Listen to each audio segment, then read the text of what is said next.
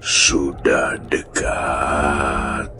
Mereka sudah mengincar.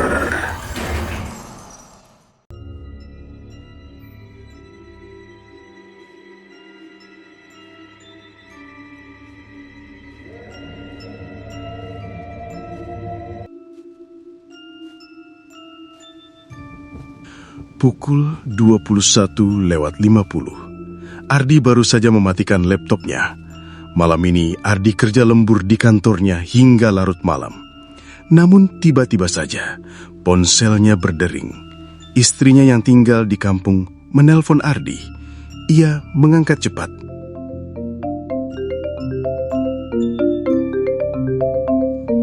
Suara di ujung sana terdengar panik dan tercekat. "Mas, Nisa demam tinggi, Mas. Tadi dia kejang. Aku bawa ke rumah sakit sekarang. Dokternya bilang harus dirawat malam ini juga." Ardi sontak berdiri. "Ya Allah, kamu di rumah sakit mana sekarang?" "Di rumah sakit Mitra Cahaya, Mas. Nisa belum sadar." Tanpa pikir panjang, Ardi menyambar tas selempang, mengambil jaket, lalu turun ke parkiran. Di sanalah motornya, Honda Supra hitam tua, satu-satunya kendaraan yang ia miliki untuk pulang. Perjalanan ke kampung halamannya memakan waktu sekitar 4 jam jika jalan lancar. Biasanya, ia pulang saat siang atau pagi, tak pernah seambisi ini berkendara tengah malam. Ardi hanya bisa merapal doa dalam hati, bukan hanya karena khawatir soal kondisi anaknya, tapi juga karena satu hal yang membuatnya selalu was-was tiap kali harus pulang malam, yaitu jalanan hutan sebelum masuk desanya. Masyarakat menyebutnya hutan lelembut, bukan tanpa alasan. Di situ konon pernah ditemukan warga yang hilang, ada pula yang kesurupan. Bahkan ada yang pulang dalam keadaan linglung dan tidak bisa bicara selama minggu-minggu. Namun, Ardi tak punya pilihan malam itu. Sekitar pukul 12:50 dini hari, ia mulai masuk ke kawasan jalan yang mulai gelap. Lampu jalan perlahan menghilang satu persatu, digantikan oleh pepohonan tinggi menjulang di sisi kiri kanan. Kabut tipis mulai menari di atas aspal, dan suhu turun drastis. Lampu motornya menyorot lurus ke depan, tapi jarak pandangnya mulai terbatas. Ia tak bisa melihat jauh, seolah cahaya ditelan kabut. Ia menyalakan musik dari ponselnya, berharap bisa sedikit mengusir sepi. Tapi tiba-tiba musiknya mati sendiri. Layarnya gelap. Ardi menepuk ponsel, mencoba menyalakan ulang, tapi percuma. "Sialan," desisnya. Angin berembus aneh, terlalu dingin untuk ukuran dataran rendah.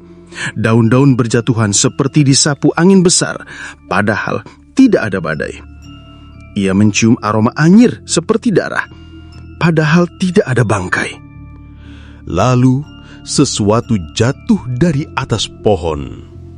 Ardi mengerem mendadak. Sorot lampu motornya menangkap benda berwarna putih menggelantung sebentar, lalu menghilang di balik semak. Seperti kain kafan. Dadanya berdegup cepat. Ia melirik ke kiri dan kanan. Tidak ada siapa-siapa, hanya pepohonan besar yang dia menatap. Ia berusaha tetap fokus pada jalan. "Sedikit lagi, sebentar lagi sampai," bisiknya pada diri sendiri. Namun beberapa detik kemudian, ia melihatnya. Sesuatu berwarna putih melintas cepat dari kanan ke kiri. Sosok tinggi dengan rambut panjang, sekelebat lalu lenyap. Motor Ardi oleng. Ia hampir terjatuh, namun berhasil menahan keseimbangan. Tangannya gemetar, nafasnya berat. Dari kaca spion, ia melihat sesuatu. Bayangan hitam tinggi berdiri diam di tengah jalan, tempat ia baru saja lewati. Seolah mengawasinya. Ia menelan ludah. Bukan manusia. Itu bukan manusia.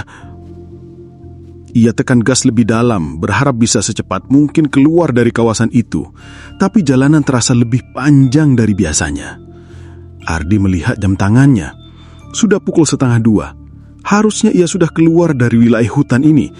Tapi seperti tidak pernah sampai ujungnya. Pohon-pohon seolah sama. Jalanan terus memanjang dan berulang. Tiba-tiba, suara tawa terdengar dari sisi kanan jalan. Tawa kecil, seperti suara anak-anak. Tapi siapa yang bisa bermain di hutan jam segini?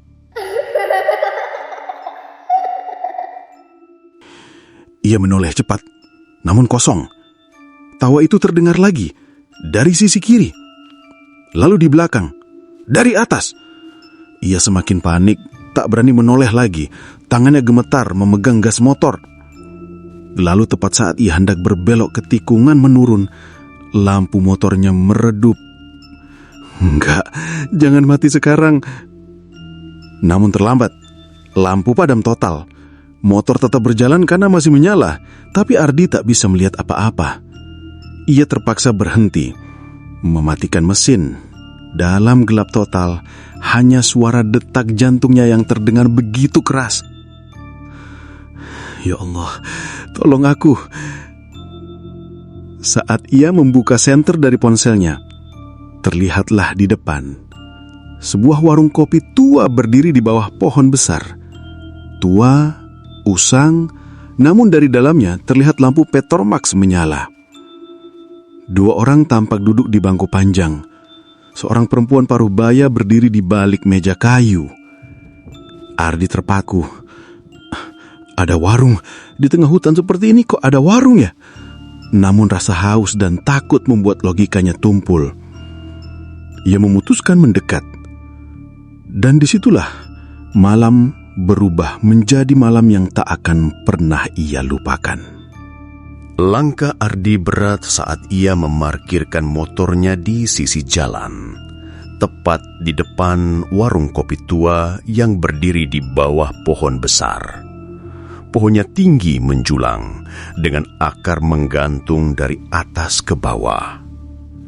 Angin malam membuat lampu Petromax di dalam warung itu bergoyang pelan, menciptakan bayangan menari di dinding kayu. Warung itu terlihat biasa, meja kayu panjang, 2 orang laki-laki duduk diam seperti pelanggan, dan seorang ibu paruh baya berdiri di balik meja. Rambutnya digelung rapi, pakaiannya seperti kebaya kusam. Tak ada suara selain dentingan sendok pada gelas. Ardi melangkah masuk dan langsung disambut aroma kopi dan tembakau. Ada rasa aneh yang muncul. Warung ini terlalu diam, terlalu sunyi untuk sebuah tempat yang terbuka di pinggir jalan. "Beli kopi, Bu?" sapa Ardi mencoba ramah. Perempuan itu tidak menjawab, hanya menatapnya sebentar, lalu membalikkan badan dan mulai menyeduh air panas dari ceret tua di atas tungku arang. Ardi duduk, mengusap wajah yang mulai basah oleh keringat dingin. Matanya menatap 2 pria yang duduk di ujung. Anehnya, sejak tadi mereka tak bergerak. Punggung membelakanginya, tatapan kosong ke arah dinding warung. Perempuan tadi menyodorkan kopi di gelas. Ardi menerimanya, meski tangan perempuan itu terasa dingin saat menyentuh jemarinya.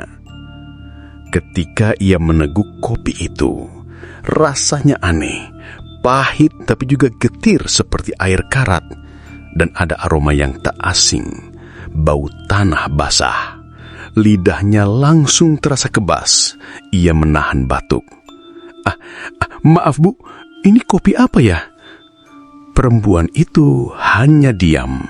Senyumnya kaku, matanya menatap Ardi tanpa berkedip. Tiba-tiba dari balik rak belakang, radio tua menyala sendiri. "Sudah dekat. Mereka sudah mengincar." Suara itu membuat Ardi kaget. Ia sontak berdiri, jantungnya memukul keras dadanya.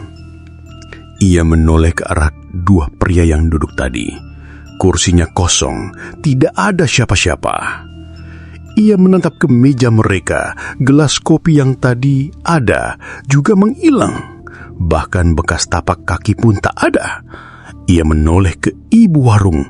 Kosong, perempuan itu lenyap. Warung itu mendadak gelap gulita. Ardi meraba-raba saku jaketnya, menyalakan senter ponsel dengan tangan gemetar. Bangku yang tadi ia duduki berubah, sudah reyot dan berlumut. Meja di depannya penuh debu. Rak makanan hanya berisi kertas-kertas koran tua dan botol kaca berdebu. Ini bukan warung biasa, bukan warung manusia. Panik, Ardi berlari keluar. Cahaya senternya menyapu sekitar. Motor miliknya masih ada. Tapi saat ia menoleh ke arah warung, yang tersisa hanyalah lapangan kosong dengan pohon besar di tengah. Tidak ada bangunan, tidak ada warung, tidak ada ibu penjual kopi. Tapi di pohon itu tergantung selembar kain kafan, kotor, robek di beberapa bagian, terayun pelan diterpa angin malam. Ardi membeku, kakinya gemetar, tangannya lemas. Lalu ia mendengar suara langkah kaki dari balik semak. Langkah berat, lambat, seperti diseret.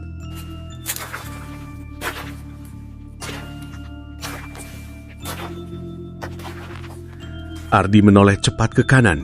Tak ada. Ke kiri juga kosong. Tapi langkah itu semakin dekat. Ardi bisa merasakannya.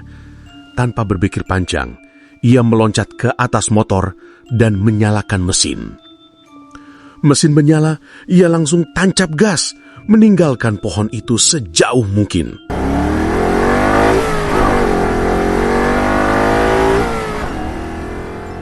Namun di kaca spion, ia melihatnya. Sosok tinggi kurus, mengenakan jubah hitam, berdiri di tengah jalan, kepalanya miring ke kiri, lehernya panjang dan mencong. Tak bergerak, hanya menatap. Ardi hampir menjerit. Ia arahkan pandangan ke depan dan gas lebih dalam. Jalanan mulai turun, berliku. Ia tahu, jika berhasil melewati 2 kelokan lagi, ia akan sampai di kawasan yang lebih terbuka. Namun rasa mual mulai menghantam perut. Lidahnya masih kebas, pandangannya mulai berkunang-kunang.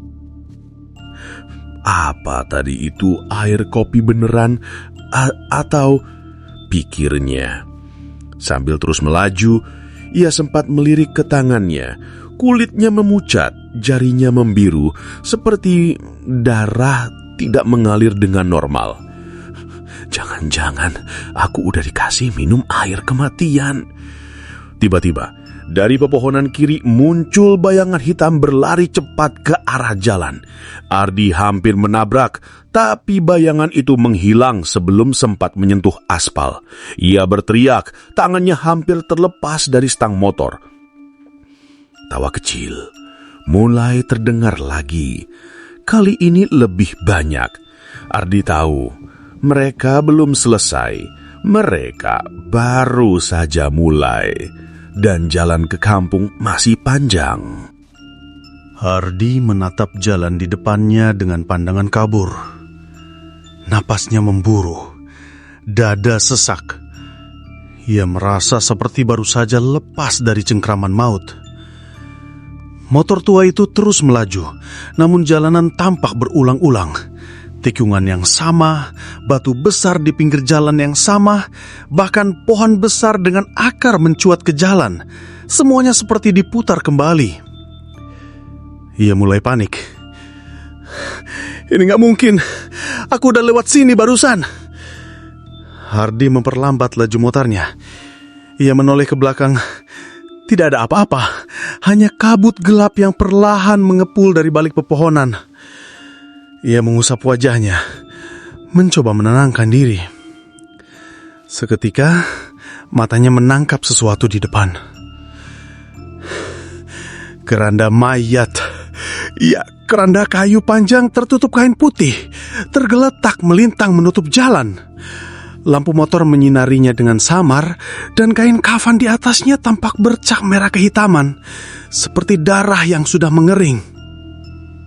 Siapa yang naruh keranda di tengah jalan jam segini? Gumamnya dengan suara serak. Ia menoleh kiri kanan. Hutan tetap sunyi. Tidak ada orang, tidak ada suara. Tapi hawa berubah. Udaranya kini pengap dan menyesakkan. Ardi mendekat perlahan. Kain kafan itu bergerak. Sangat halus tapi jelas. Seperti ada sesuatu yang hidup di dalamnya. Dan tiba-tiba tangan hitam keluar dari sela kain, mencengkeram sisi keranda itu. Ardi terjatuh ke belakang, nafasnya tercekak. Tangan itu kurus kering, jari-jari panjang dengan kuku tajam yang menghitam. Lalu perlahan satu kepala muncul dari balik kain. Kepala itu botak, pucat, matanya hitam penuh dan bibirnya sobek lebar sampai ke telinga. Hardy berteriak dan berlari kembali ke motor, menyalakan mesin dengan gemetar. Ia gas penuh, memutar balik arah. Namun, beberapa menit kemudian, keranda itu muncul lagi. Masih di tengah jalan, masih sama persis. Ini gak mungkin. Aku udah putar balik. Hardy nyaris menangis.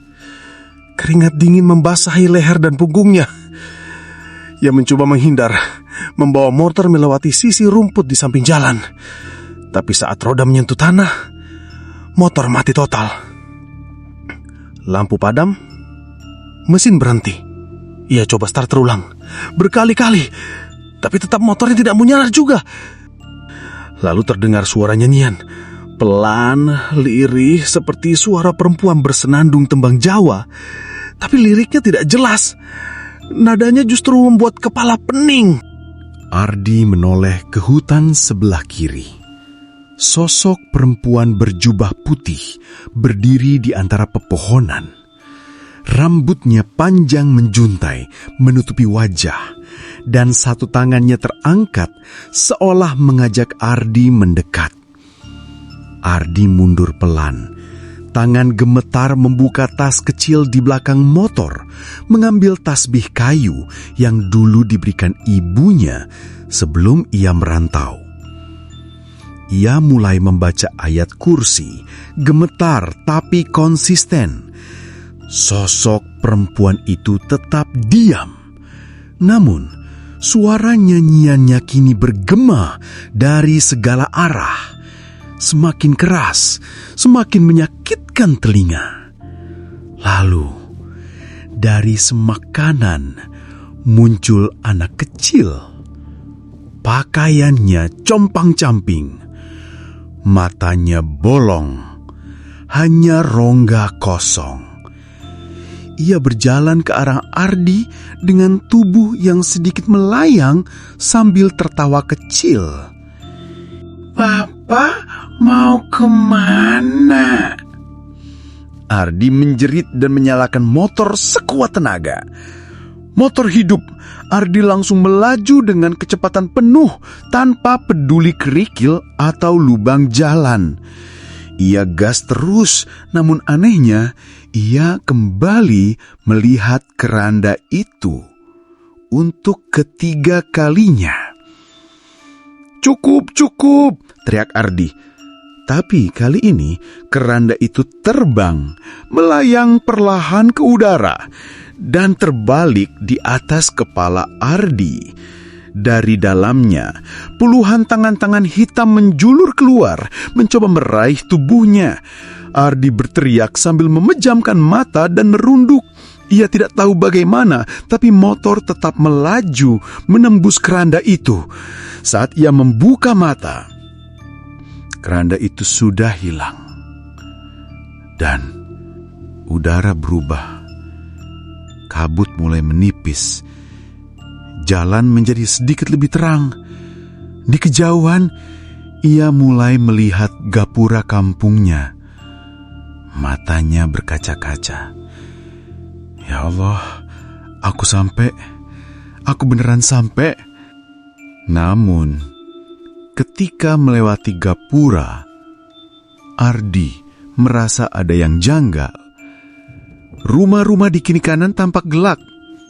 Tidak ada suara ayam, tidak ada lampu, tidak ada siapa-siapa.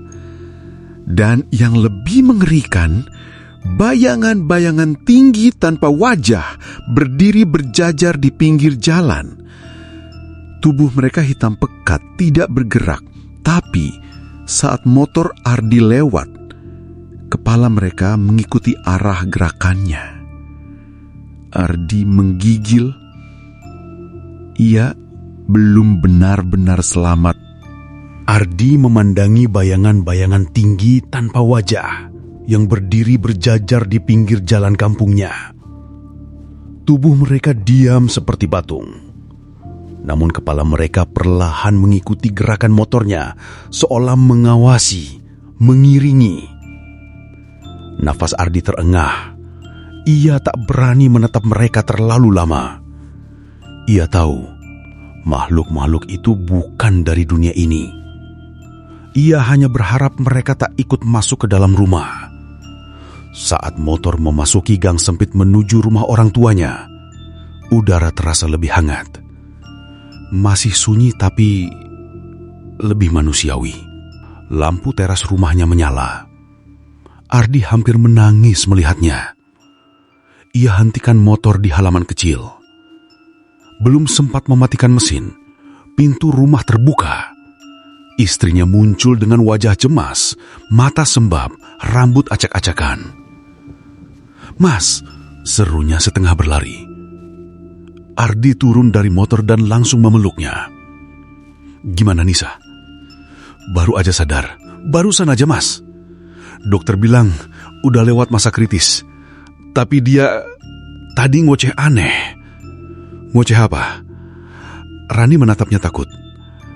Katanya dia lihat ayah lagi jalan di hutan gelap dan ada yang ikutin dari belakang. Ardi terdiam. Jantungnya berdetak cepat. Tanpa menjawab, ia masuk ke dalam rumah. Di ruang tengah, Nisa, putri kecilnya yang baru berusia 5 tahun, terbaring lemas. Wajahnya pucat, tapi matanya sudah terbuka. "Ayah," bisiknya pelan. Ardi langsung menggenggam tangan mungil itu. "Ayah di sini sayang, kamu kuat ya." Tapi Nisa menatap ke arah jendela, lalu berbisik lirih, "Itu siapa ayah di luar?" Ardi menoleh cepat. Di balik tirai jendela, bayangan hitam besar berdiri diam. Sosoknya tinggi, lehernya panjang, dan matanya merah menyala. Allahu Akbar. Ardi berdiri, membuka pintu rumah dan menerjang keluar. Tapi halaman rumah kosong. Tak ada siapa-siapa. Ia menoleh ke arah motor. Kursi belakangnya basah. Seperti ada yang duduk di sana selama perjalanan. Ardi mulai menyadari ia tidak pulang sendirian. Malam itu ia tidak tidur. Ia duduk di ruang tengah, tasbih di tangan, Al-Quran di dada. Rani tertidur di lantai, memeluk Nisa yang sudah terlelap. Namun Ardi bisa merasakannya.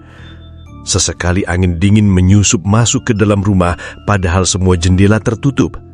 Bayangan bergerak di pojok ruangan. Langkah kaki pelan terdengar dari atap.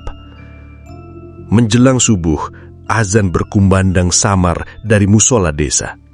Saat itulah, semua gangguan tiba-tiba menghilang. Udara menjadi tenang, tidak ada langkah kaki, tidak ada bisikan, tidak ada bayangan. Ardi bangkit perlahan, membuka pintu rumah. Cahaya pagi pertama menyapu tanah. Langit mulai menguning. Dan di ujung jalan kampung, ia melihat satu persatu bayangan hitam berjalan menjauh ke arah hutan tanpa suara, tanpa menoleh, seperti dikirim kembali ke tempat asal mereka. Ardi menatap dalam diam. Terima kasih Allah. Ia menutup pintu, lalu memeluk putrinya yang masih tertidur. Ia selamat. Tapi ia tahu, tidak semua orang bisa seberuntung dirinya. Dan hutan itu akan tetap menjadi sarang lelembut, tempat yang akan terus memangsa mereka yang nekat melewatinya di tengah malam.